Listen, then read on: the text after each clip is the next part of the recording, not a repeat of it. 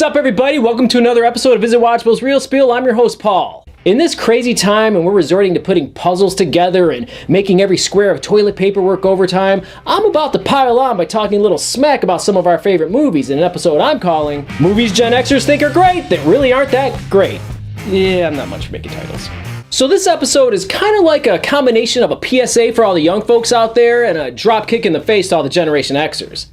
Yeah, I could lose some friends after this one. As a proud member of Generation X, I can confidently say that our music was next level, our television shows kicked ass, and our style was...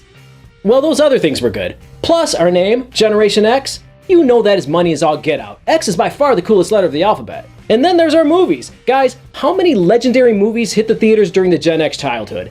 It's like the Hall of Fame of movies. But just like all those other Hall of Fames, some of those enshrined aren't all that deserving. Like these 5 iconic films that, to hear almost anybody who grew up in the 80s tell it, are totally awesome.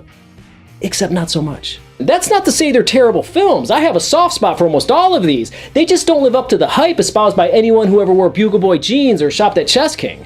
I guess they're just overrated, like Chick-fil-A or Apple products or Girl Scout cookies. Yeah, I said it. Ah, the classic tale of a teenage boy who wants nothing more than to dance the days away, but is forbidden to do so by the overlords of his dystopian society.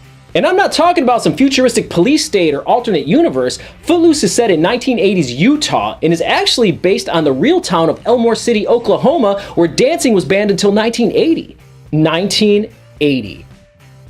What the hell, Oklahoma? So yeah, it was practically ripped from the headlines back in 1984 and was packed with totally relatable and typical teenage experiences like games of tractor chicken, straight white boys flash dancing alone in barns, and using speeding cars as roller skates. Brings back memories, I guess? Okay, look, I get that movies can't be totally realistic or else they'd be pretty boring. No, Footloose's biggest sin is that it just wasn't a very good movie. But in typical 80s fashion, it kinda tricked us into thinking it was through the magic of radio-friendly pop music. And it wasn't alone, remember Flashdance? That movie sucked. But even the hairiest, most testosterone-filled construction worker will roll up the windows in his pickup truck and crank that Irene Cara song. It's a bop. Or what about Dirty Dancing? While better than Flashdance, was still cringy in its own right, but basic white girls everywhere went straight up bananas for that soundtrack. Same with Footloose. That soundtrack spawned 6 top 40 hits and 2 #1 songs. If you're over 40 years old, chances are someone in your house had this cassette. But if you can just look past all the dancing in the sheets and holding out for heroes, you'll find a pretty bland, paint-by-numbers, cliche-ridden teen movie. New kid in town, doesn't quite fit in, Romeo and Juliet style romance, ends up saving the day, blah blah blah. And while Footloose was never one of my favorite movies, damn it, I remember it being good. So much so that I felt a little insulted when the 2011 remake came out. Like a lot of other people, I couldn't understand why they would mess with a classic. But then, like a bucket of cold water to the face, harsh reality set in. Footloose might be a classic, but it certainly isn't good. In fact, the remake was actually better received than the original. The point is, music lies. Only 2 movies into this thing and already I'm worried about death threats. Look, I love Mel Brooks. The man is a national treasure and gave us some of the funniest movies ever to grace the silver screen.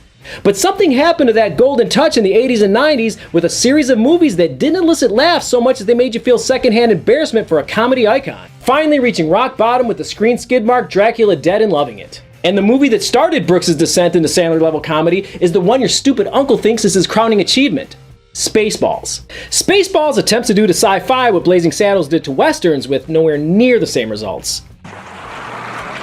Spoofing everything from Star Wars to Star Trek to Alien, Spaceballs tells the story of President Scroob of the planet Spaceball, who tries to steal all the air from the neighboring planet Druidia by kidnapping Druidia's Princess Vespa, and...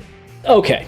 You know what? It doesn't matter. Nobody remembers or cares about the plot anyway. Spaceballs is really just a string of lazy sight gags and obvious nameplay humor that your 7-year-old brother probably came up with on the car ride home from watching Return of the Jedi. Instead of Jabba the Hutt, we get Pizza the Hutt because they both end in the Hut. Instead of Yoda, we get Yogurt because Yoda sounds like yogurt, I guess. And then there's a take on Darth Vader called Dark Helmet, who wears a giant dark helmet because that looks kind of funny. The whole movie's filled with shit like that. And I know some of you are gonna totally roast me pointing out this funny part or that funny part, and hey, I'll admit, there are some funny parts. There's just not enough of them to make this a good movie. And it's not just that the jokes are dated, oh, they are, but I'm old enough to get all the references and I'm still not feeling it.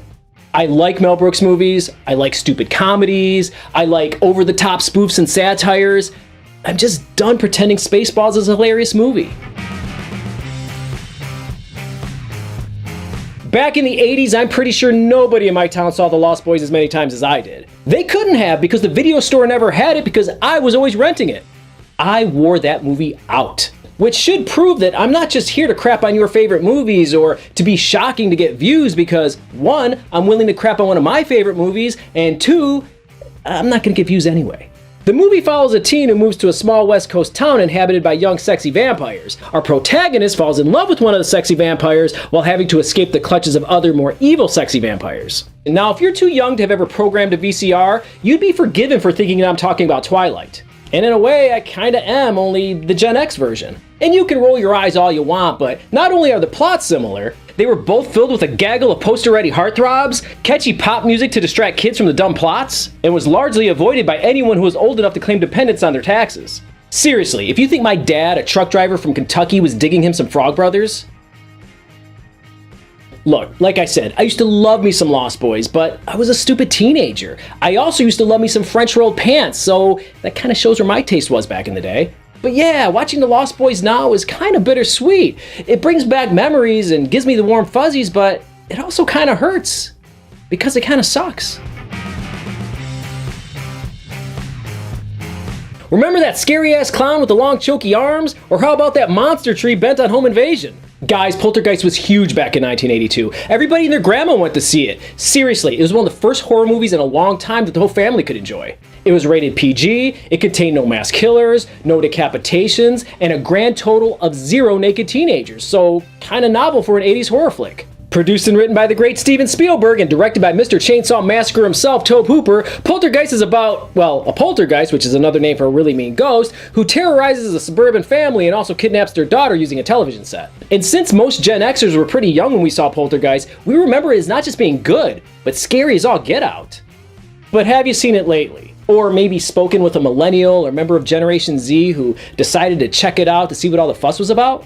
Saying it didn't age well is a bit of an understatement. All those iconic moments seared so clearly into our young brains come off all these years later as, well, cheesy. Which, to be honest, kinda kills me. It almost feels like a piece of my childhood was a lie or the Mandela Effect or something. The acting, dialogue, and attempts at humor seem squarely aimed at the station wagon driving family crowd, while the scares feel like they were straight up lifted from a Disney World attraction. And the special effects? Yikes. And don't give me all that, it was 1982, what do you expect bullshit? Because by then we'd already seen some pretty good effects-driven films like Star Wars, Alien, Raiders of the Lost Ark, heck, even 1939's The Wizard of Oz had some pretty impressive special effects. The point is, Poltergeist just doesn't hold up as a good horror movie when viewed through a post-millennial lens. And the fact that it's nearly 40 years old is no excuse considering that movies like The Exorcist, Jaws, and The Shining are still managing to frighten us all these years later. Hear me out. When it comes to iconic 80s movies, Top Gun is definitely on the short list. And from far away, it can almost seem like the perfect movie. It had action, romance, the prerequisite killer soundtrack, and was led by one of the biggest stars of all time at the peak of his poster-selling powers. All that footage of the F-14s was breathtaking, made more impressive by the fact that it was done without the luxury of CGI. And I don't know if there's a better movie for testing a good home theater setup. That opening scene will make every picture in your house crooked and straight up give you chills. So you can totally understand why people remember this movie so fondly, and to be honest, I like Top Gun. I do, it's not as good as I remember. But what about all that stuff I just said?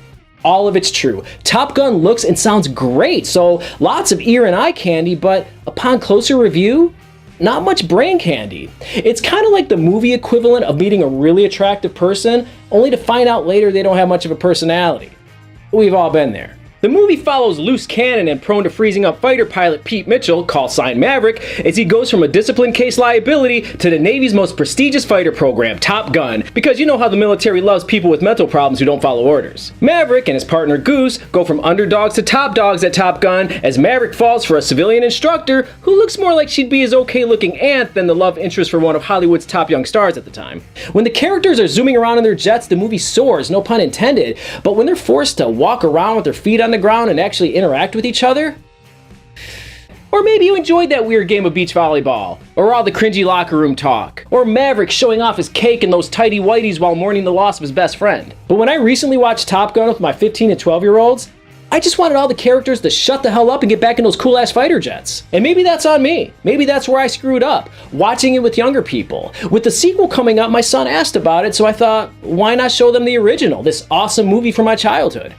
Except they didn't think it was that awesome. And watching it with them, almost through their eyes, it wasn't as awesome as I remembered it either. Like I said, there are some awesome parts, and I do genuinely like and enjoy watching Top Gun, but guys, it's just not a very good movie. Now, some of you might be like, hold on a second, if a person likes a movie, if a person enjoys watching a movie, then it's a good movie, at least to that person, and that should be all that really matters. But I say pump the brakes on that theory, because people can totally love watching a movie that they know is bad and dislike watching a movie that they recognize as being good. I love watching Reptilicus, even though I know that movie is god-awful. Total guilty pleasure. On the flip side, Schindler's List is a great film that I absolutely do not enjoy watching. Really, if you just love watching you some Schindler's List, what the hell?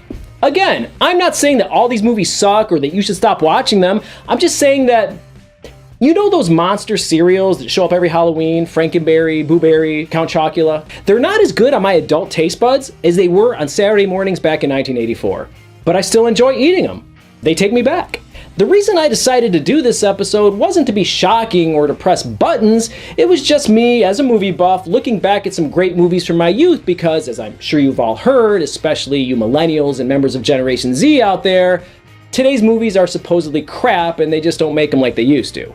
Yeah, pretty sure my dad said that exact same thing back in the 80s. But like I said earlier, so many great movies came out during the Gen X childhood, and many of those still hold up well to this very day. But if we're being honest, not only did we have our share of garbage movies, some of the movies we thought were great just weren't. I mean, today's parents can roll their eyes all they want because their kids love The Kissing Booth or have seen The Fault in Our Stars 15 times. But today's movies really aren't any worse, and our taste really wasn't any better.